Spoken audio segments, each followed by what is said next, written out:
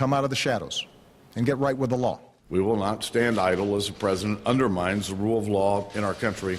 Republicans ramping up their legal case against President Obama and his sweeping changes to the nation's immigration system. They claim his use of an executive order to implement immigration reform is just another case of President Obama overstepping the boundaries of his authority.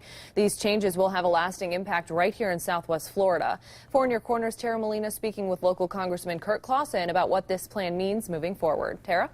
Amy, the president's plan protects millions of undocumented immigrants from deportation, including an estimated 253,000 right here in Florida. But the plan has met backlash here already.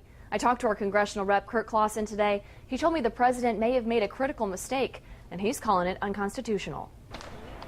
Dailene Diaz left Cuba 20 years ago on a raft seeking a better life, believing staying in communist Cuba was not an option. Why did you come to the United States?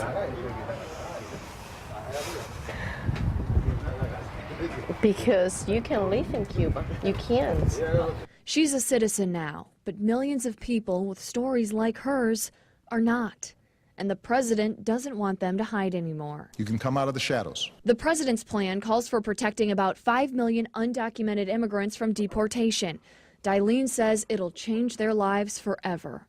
They can feel free. Republicans disagree. I think this is a scary moment. Congressman Clausen tells me the president should get congressional approval. The process of naturalization belongs to Congress, and so I think that he did this the wrong way, and I think it's clearly unconstitutional. The president said last night that Congress has failed and called on Congress will pass a bill. Yeah. How do you feel about that? Well, I think he leaves out part of the story. He claims Republicans have passed immigration bills that Democrats defeated. I asked what the president's plan will do in the meantime. What does this mean to Florida and the over 250,000 people living here who aren't citizens?